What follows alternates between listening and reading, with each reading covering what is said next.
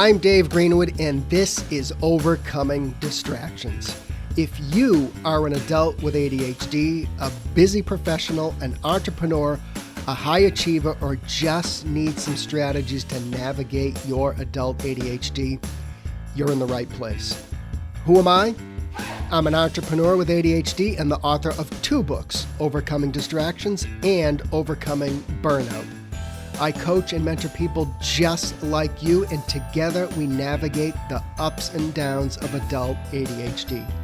From getting out of our own way to helping people just like you thrive in the workplace. That's what I do. Want more info on working with me? Hit overcomingdistractions.com. Ready? Let's get to today's podcast.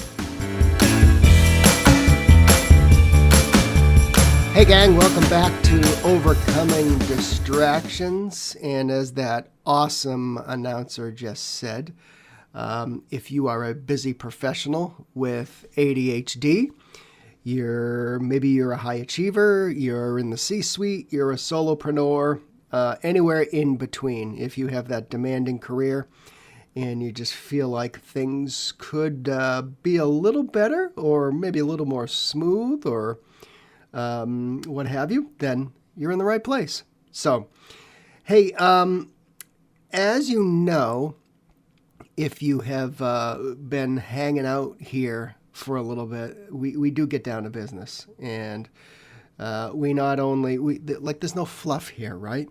I think you'll agree. We want to address issues and things that we're thinking about, that maybe we're challenged about.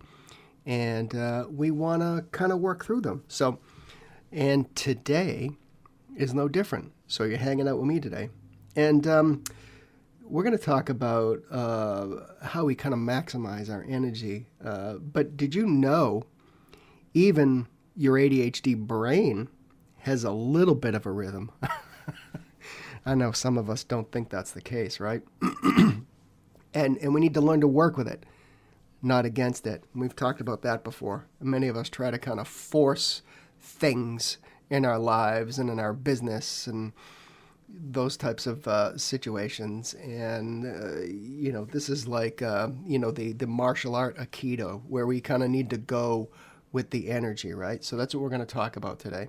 We can't walk against the energy. We can't work against the energy. So we need to work with it. So I want to talk today for a few minutes about trying to get the most out of the energy you have on a daily and weekly basis. And I have to tell you, this is something I constantly work on to this day, because guess what? Life changes. So say, for example, you're an entrepreneur, right? And you really worked really well, and then you had a kid or two, and life changed, right? And then the seasons of the children change, and the demands and the schedules, right? So these are the things we need to constantly work on. This is what I have kind of found out over the years. And the reason I'm talking about energy is we really need to kind of change the discussion about time management, because you can't manage your time without the proper energy if you really think about it, right? And just because something's in your schedule or on your to-do list, that's not a guarantee it's going to get done. So let's just kind of wipe away that notion right now. So, I mean, hey, I put something on my to-do list, and why didn't it get done? And that's funny. It should have worked, right? So we know that's not true if we just really think about it. So there's a little bit of strategy involved here, and a little bit of looking inward. So, and as I think you know from listening to me, I'm not a doctor, not a neuroscientist, not a therapist. I don't have any fancy letters after my name other than welding school flunk out. I'm an entrepreneur for decades with ADHD, and I've been working like this for decades, and I know what I know. So, but everyone has certain times of the day where they feel more alert, productive. But I think for those of us busy people with ADHD, those windows can be narrower, maybe more unpredictable. And I think a lot of times, we do get a shot of energy when we didn't expect it, right? And we can talk about that in a couple minutes. But, we got to recognize when our brain feels on. That can make the difference between spinning your wheels, watching, 100 videos on YouTube when you should be actually working and actually making real progress. And I suspect you know this about yourself, but it's a good idea to just think about it, really understand it, build your systems around it.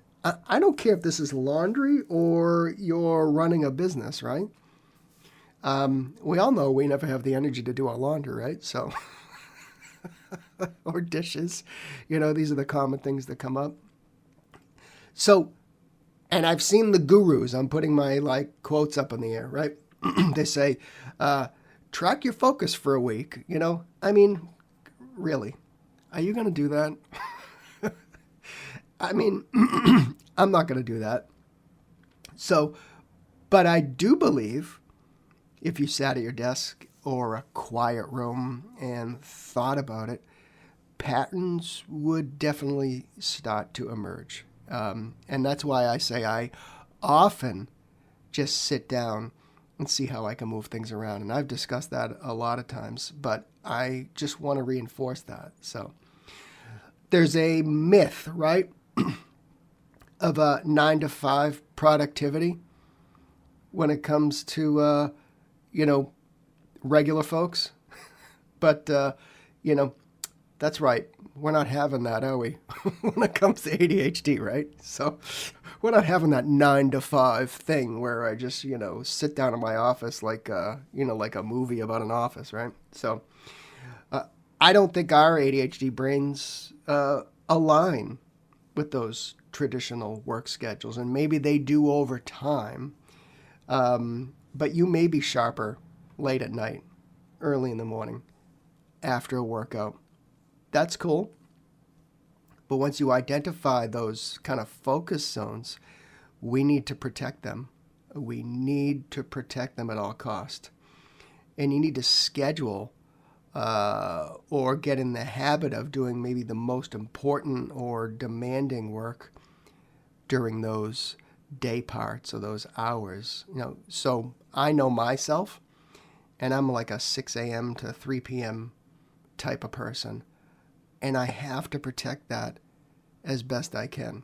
Not all of us work 9 to 5 or 7 to 4 or what have you. Some of us actually work nights or have different schedules. But energy makes a big difference. But I want to be clear about one thing. I'm not suggesting, if you're a knowledge worker, because I think a lot of the people who listen to this podcast are, in a business type of setting. I'm not advocating for working late at night. And I know there's a better way if we just got to kind of put a little strategy involved in thinking and awareness and, So here's the other thing. Energy and focus, they're not the same, right?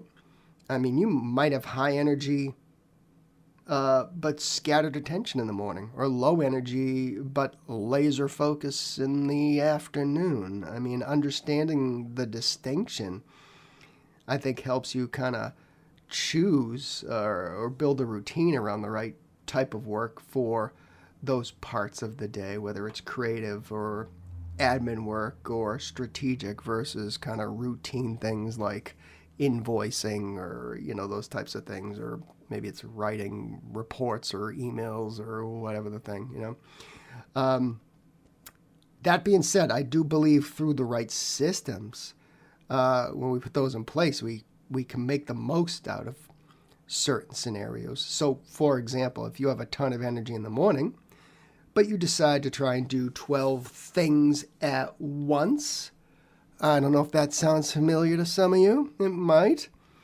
I believe you can easily narrow that down to the most important things and strategically delay the rest.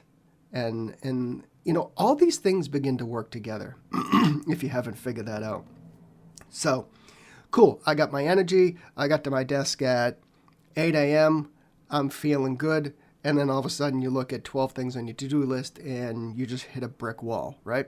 So we need to identify what we're going to work on when we have that energy.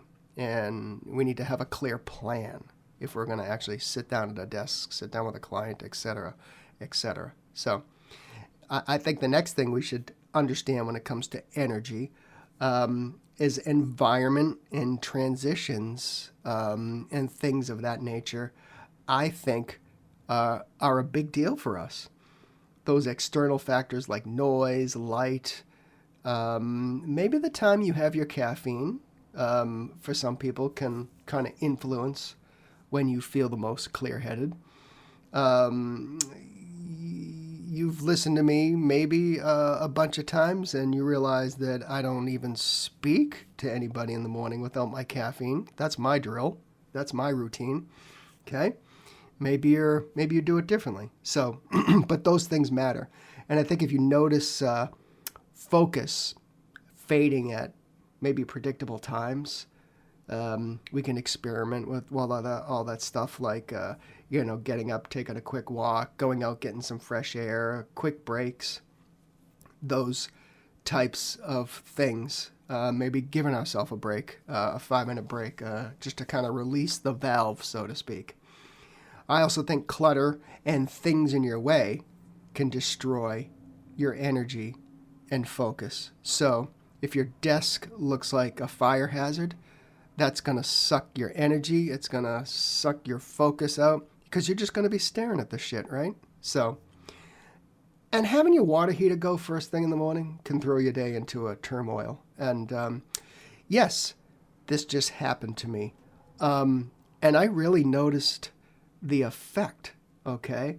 Maybe that's not environment or transitions, but it just completely blew up my day.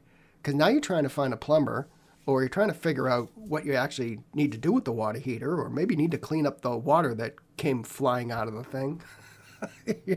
All these things that just kind of like absolutely throw a hand grenade into your energy. So next, important, I talk about this, we're talking about it again, you got to protect those peak hours.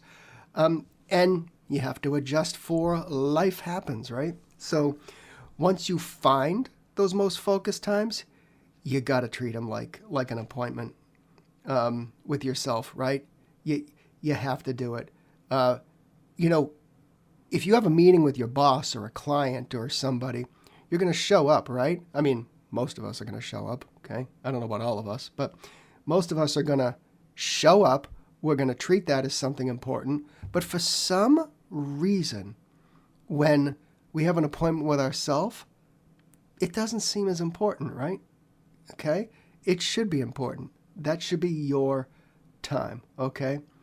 And I've talked about this literally a dozen times over the years, but I just perform surgery on my calendar every so often. I look and see where I can move things. But some of the things you're going to need to do to just protect your peak hours, or, as I like to say, protect yourself from yourself, block the calendar, silence those notifications to the best of your ability. Let your team or your clients know that you're unavailable. And I know a lot of people have some kind of difficulty with this, and it depends on your office setting, right? And if people have just like physical access to you, then you got to find another way. But you got to use those peak hours for that high impact work, the things, the tasks, the projects that move your business or your career forward. They add value. The things that require a lot of thinking, no distractions. And again, I'll say it again: resist the urge to put anything else in that time slot. Just because your calendar may be open does not mean you fill it with something that's just going to throw you off, okay? Just because that time slot isn't with somebody else doesn't mean you can just go, oh, I got some time here. Protect it, please. We got to also accept that focus is going to fluctuate. On ADHD days, quotes up again in the air, when your timing feels off, maybe it's not such a great idea to force it, okay? Our distractions, our energy, our brains just not being in the building some days, that's a tremendous force that does take a fair amount of discipline and determination sometimes to get through. So I'd use those hours for kind of low kind of stakes type of things, so to speak. Or maybe there's maybe you got this project, but you got to do a little research, and maybe you can use your rabbit hole, down the rabbit hole skills to get online, right? And use that for good. Okay. But again, use that. Now, if we're not going to force something, that can also be determined by what you may have procrastinated on, right? And what you actually got done, which is an entirely another conversation, which I know we've had. But if you have procrastinated, goofed off, let's just call it what it is, okay, didn't get what you need to get done, then sometimes we may actually be in a situation where we're going to have to force it. We're going to have to grunt something out in some way.